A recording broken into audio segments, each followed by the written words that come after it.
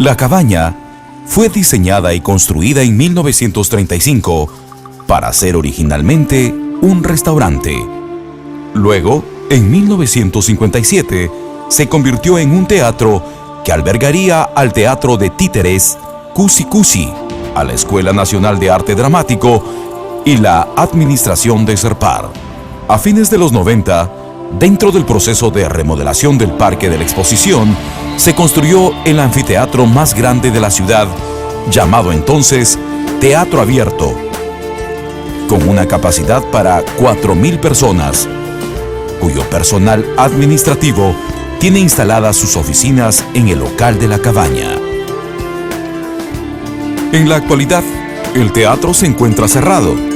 No cuenta con la infraestructura ni los equipos mínimos que le permitan operar de manera adecuada e independiente. Se ha convertido en un espacio que no genera recursos. El anfiteatro, con su dinámica, su actividad permanente, conciertos y espectáculos de muy diversa índole, genera una gran contaminación sonora que afecta a todos los entes ubicados en la cabaña. Si hay un concierto y adentro hay una obra de teatro, no se escucha absolutamente nada, entonces como que hay un choque. Esta situación hace que el Teatro La Cabaña y las instituciones culturales que alberga no tengan actividad y por ende estén en un franco proceso de deterioro.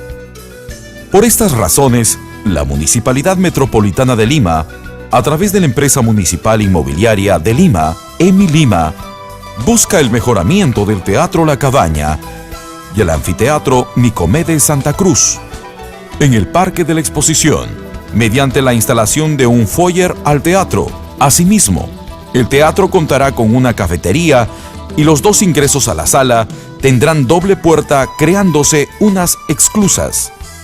La sala se acondicionará acústicamente, paredes y techo, manteniendo su aspecto original. Sobre el escenario se instalará una estructura metálica autoportante que servirá para colocar luces y equipos.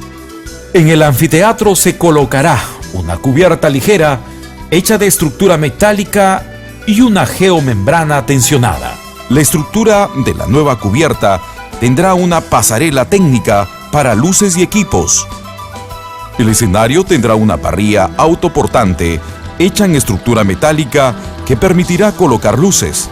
Se acondicionarán 8 núcleos de escape. Se remodelará el espacio bajo las graderías para tener una cafetería y restaurante de calidad.